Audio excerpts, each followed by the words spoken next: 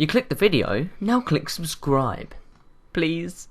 Hello everybody, welcome back to another video, and today I'm pretty much going to be talking to you about the 5 biggest flops while making a video. So the first one is Too Human. If you can't actually remember this, don't worry, it doesn't matter. It came out in 2008 on the Xbox 360. It cost 100 million to make, so it was ranking in the top 10 most expensive games ever made. This was back in 2008. It was kind of like a AAA game, but it was just another generic version of a futuristic hack and slasher. And the game didn't come back from its cost, so it didn't go to becoming a blockbuster trilogy like it was meant to. The developer then made another game called Silicon Knights, never recovered, so declared bankruptcy in 2014. Number 2, or number 4, whichever way you want to count it down. This one people might be surprised about. It's Sonic Boom.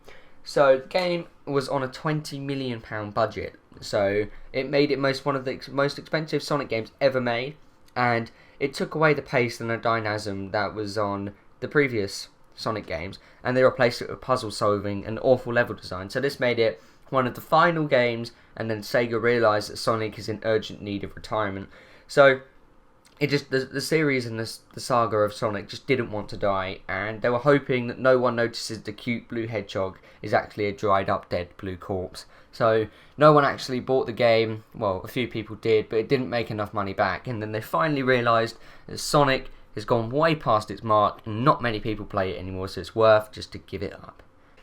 So the next one will be even more surprising for you, and it's PacMan. I know, oh god, I can't speak bad of PacMan, that means everyone will come and kill me. No, but PacMan, it was actually made, 10 million copies were made, and it sold 7 million copies. Sorry, I just read that completely wrong, and now I seem like an idiot. They can't add.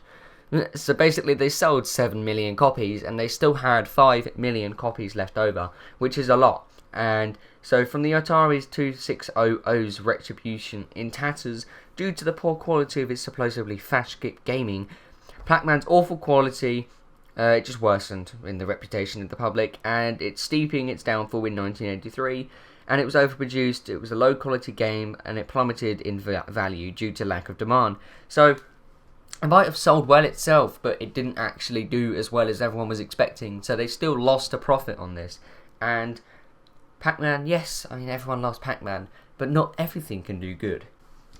So, the Aliens Colonial Marines. So this one was meant to be a really big return of the Aliens franchise into video games, but it ended up being one of the most biggest scandals and financial disasters of video game history. So, it thought that around $60 million was spent on the Colonial Marines, but even though it sold over 1 million copies worldwide, it was not nearly enough to make back its budget.